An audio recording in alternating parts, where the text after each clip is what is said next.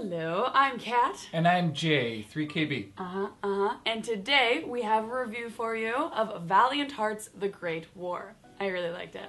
Jay played it a little bit. He mostly watched me play it, so I guess this will be more of an interview of me. What is the story, Kat?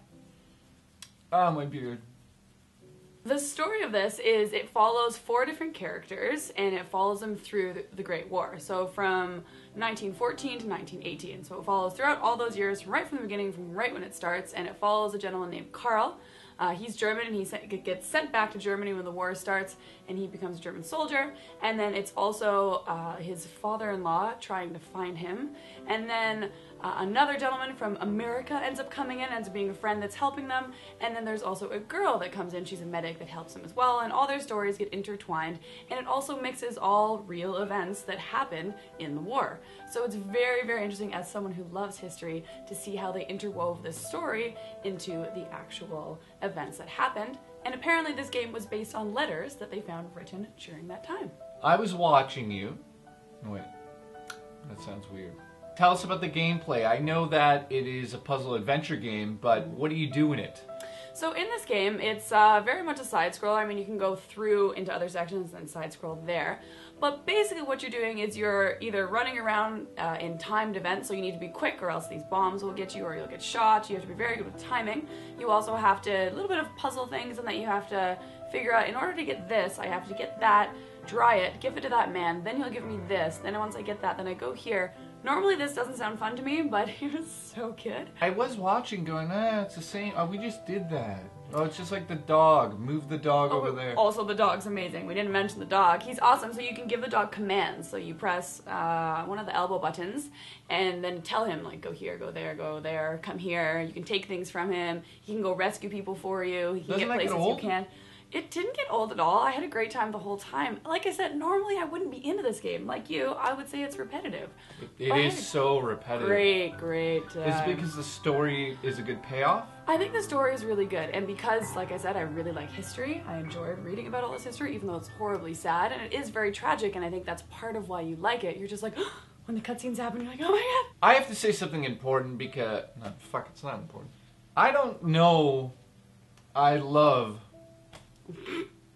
Oh my god, the music also I think makes this game. It's why I kept coming back to it. It's beautiful. I would buy the score to it in a heartbeat.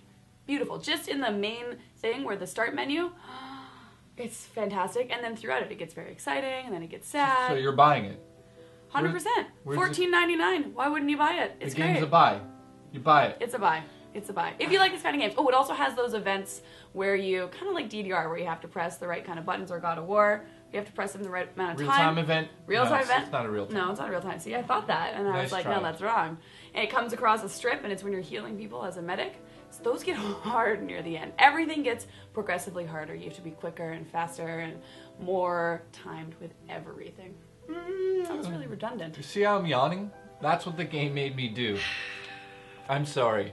If you think history is really, really boring, you probably won't like it. Also, if you want a goddamn action game, go get Rayman Legends. Don't get this. Yeah, 100%. 100%. And Rayman's amazing. If you guys haven't seen that review, you should watch it. I'm actually, to be honest, I'm being kind of a dick. You're being a dick. It's a really well-made game, but it's very slow-paced, and unless you're, like she said... It's not slow-paced. There are slow parts, and then there's parts where if you don't hurry up, you're going to get, you know, mustard gassed, or you're going to get bombs dropped on you or shot. It's just not my cup of tea exactly. It's worth playing. It's not something I would go out and buy right away. I don't think you gave it enough of a chance. I guess some of the puzzles are really well done, but some are kind of like just silly.